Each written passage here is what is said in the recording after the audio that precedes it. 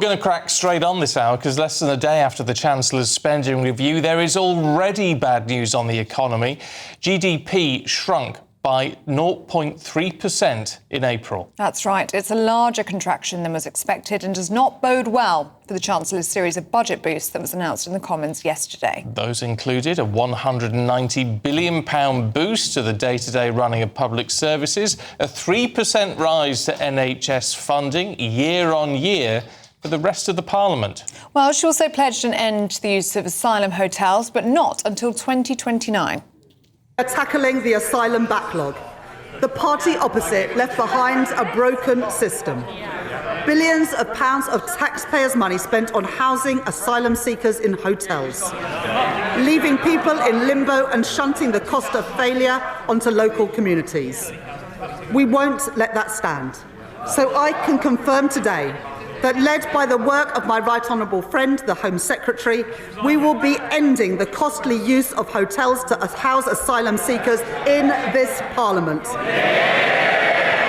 Funding that I have provided today, including from the Transformation Fund, will cut the asylum backlog, hear more appeal cases and return people who have no right to be here, saving the taxpayer £1 billion a year.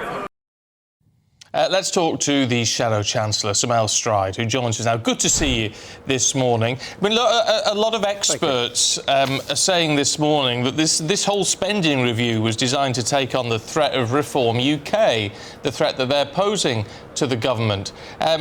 Tories seem to be an irrelevance to her. Sorry, Tories seem to be... I missed the end of the question, Stephen, sorry. An irrelevance. Oh, an irrelevance. No, not at all. Look, we were the official opposition. We were in there. I was the person up at the dispatch box holding Rachel Reeves to account yesterday. Amongst other recent things, of course, we've forced a U-turn on the winter fuel payment means testing that the government brought in. But look, overall, with this spending review, the question that needs to be asked is, where is the money coming from? It's all very well to say you're spending all this cash left, right and centre. Well, the answer is it's coming by way of far higher taxes, particularly on businesses, and that is destroying growth.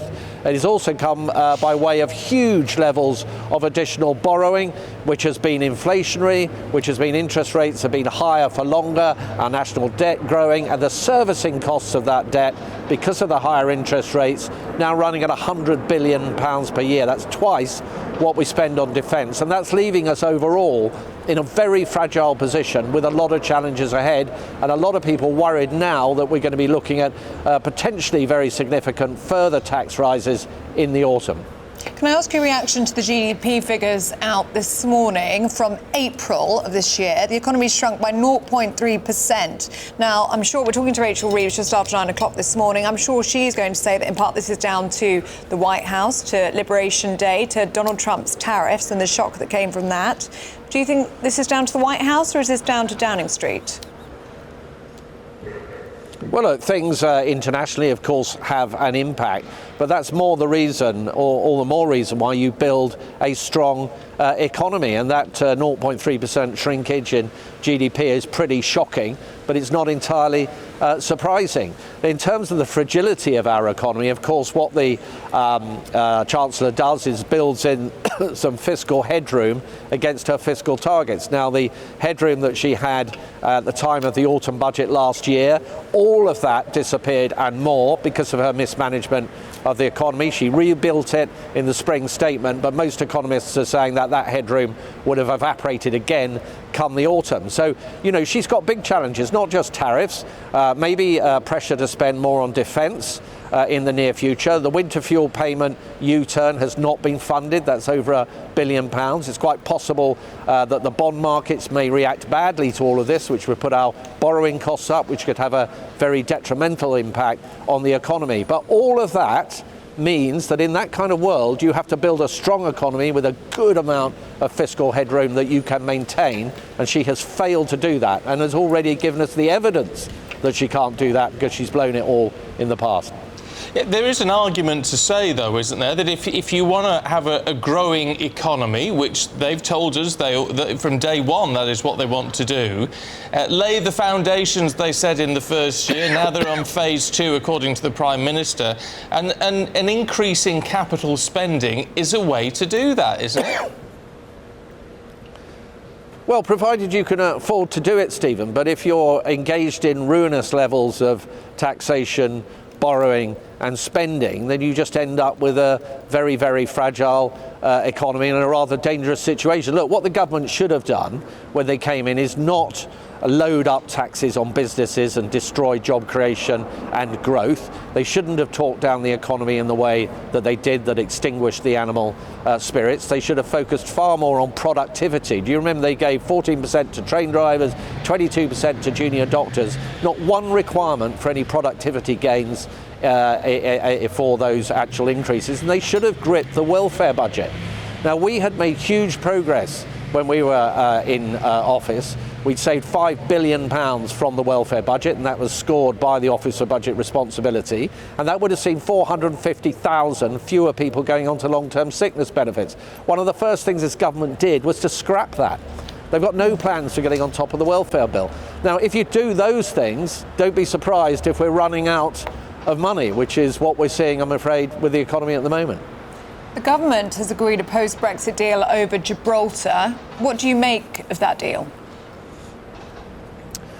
So we need to look at it in closer detail. What is absolutely vital is that sovereignty is not put in question when it comes to Gibraltar. We're hearing, and I'm only just literally picking it up this morning a little bit, that there will be Spanish officials now involved in at the airport and so on and so forth. We really need to unpack this and understand what it means, but we will need to really look at the detail a little more closely. But sovereignty has to be maintained. The only other thing I would say is, of course, we've seen with the Chagos Islands what this government does when it starts to negotiate with other countries and where that can lead, which in that case was an absurd surrender and paying for the privilege of doing so. OK.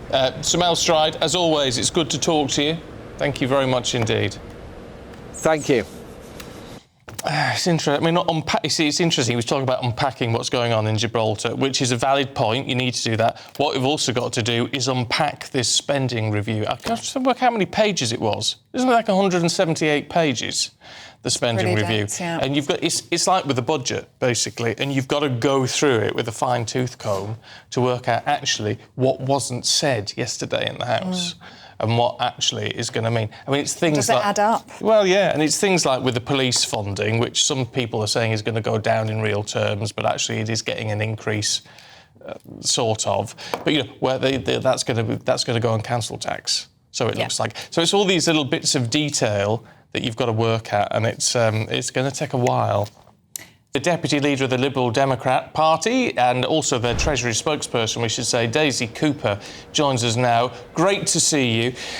What do you make of what we saw in the spending review yesterday? Because, I mean, from what we've seen, the Lib Dems are basically saying this is almost austerity or austerity light. I mean, something the government absolutely denies.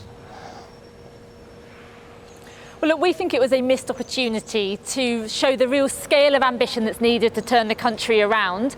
We've really welcomed the investment in the NHS, but we all know that you cannot fix the NHS unless you fix social care. And there was almost nothing in the spending review yesterday for social care, and absolutely nothing near enough to bring that sector back from the brink. And I know in my own constituency and from around the country, there are so many people who rely on care workers to support their loved ones, and they will be really, really worried that this is a sector that is on the brink and the government is kicking it into the long grass. And that's why we said yesterday, we urged the government again, please, please, please complete that review into social care this year. Don't make it last 3 years. You must be pleased with the investment for the NHS, though.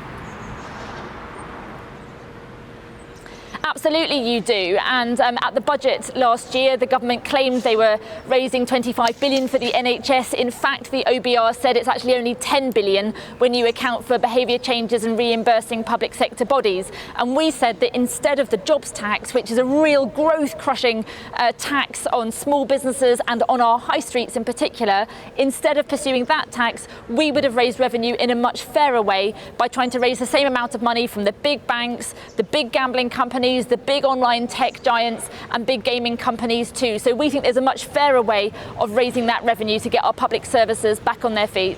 Yeah, but within all of this, I mean, do you have any confidence that the government can do what it says it's going to do, and £300 billion basically over 3 years? I mean, are we going to see tax rises in the autumn, do you think? I missed that last question, sorry. Do you think we'll see tax rises? Well, it depends on the choices that the Chancellor takes. I mean, we have said that there are ways to make sure that you don't raise taxes on struggling families. 2 ways of doing that. The first is to raise revenue from these really big corporations that are making billions of pounds in profit and can afford to pay a little bit more. That's one way. The other way is to deepen our trading relationship with the rest of Europe, to rip up the red tape that is holding back British businesses from trading with our closest, biggest trading neighbour. And even within the government's own red lines, a deeper trading relationship could raise billions and billions of pounds in revenue that could help get our public services back on their feet. What's your reaction to the GDP figures out this morning? The economy contracting by 0.3% in April. Look, I think it's a real wake-up call for the government. First of all, these GDP stats are from April, which is when the government's jobs tax came into effect. And we are really disappointed that the government isn't listening to small businesses who are really concerned that their high streets are going to get hollowed out, and social care providers as well, who are having to pay the jobs tax and are really having to look at whether they can continue to provide their services. But at the same time, we know there are international headwinds from Donald Trump, and we would like to see the UK government standing tall in the world and talking tough to Donald Trump and making sure that we can face down his very damaging trade tariffs, which are pushing up prices, by working with Commonwealth and European neighbours. Within all of this, and as you say, some of this is down to those international headwinds, but within all this, we need an economy that is growing. And it doesn't seem that anyone, I mean, you say do it by getting closer to the EU, but there is no easy solution to get this country growing at the moment, is there? There's no silver bullet. Well, look, there's never a silver bullet to getting the economy going, but there are things that the government could be doing. One of those things is getting a closer trading relationship with Europe. You know, it's crazy how many forms British businesses have to fill in just to trade with our closest and biggest trading partner. That is definitely something the government could be doing right now. The business rate system is completely broken, and our high street bricks and mortar companies are having to pay incredibly high business rates. The government could be looking at more fundamental reform to bring those costs down and to save our high streets, which are the beating heart of local economies right around the country. So there are things that the government could be doing right now to make sure that we get growth into our economy. OK, Daisy Cooper, we're out of time with you this morning. Thank you very much for your time. It's a difficult thing. It's a leap of faith, is it, that governments have to take? In the sense, I mean, Daisy Cooper, whether you agree with her or not, but she's saying, you know, bring down the business rates on things. That means lowering how much money you can expect on your balance books to bring in, but saying that will actually generate more money in the long term because fewer businesses will go out of business and all that sort of thing. And that requires a leap of faith. But it's desperate times. Maybe that's what we need to be doing. We need to say, let's have a proper gamble on this, cut costs for a lot of people and see what impact that has on the economy. Enough to get us all excited, enough to get us spending a bit more, enough businesses to either start or keep going or hire more staff. So that sort of thing. I mean, I'd have to say I wouldn't want to be a politician. No, I mean, as you say, there's no easy answer, is there? There really isn't to all of this. I mean, the interesting thing is the Lib Dems also saying there a better UK-EU trade deal, but that would work within the red lines the government has already put out, which would mean limiting what we'd have to give the EU in return. How that works, I don't know. I mean, you'd have to go through reams and reams of paperwork to try and figure it all out. Is it a possibility? Do we need to start looking at stuff like that? I mean, it doesn't whet my appetite particularly, but perhaps what else do we do? Maybe it's something that needs to be looked into.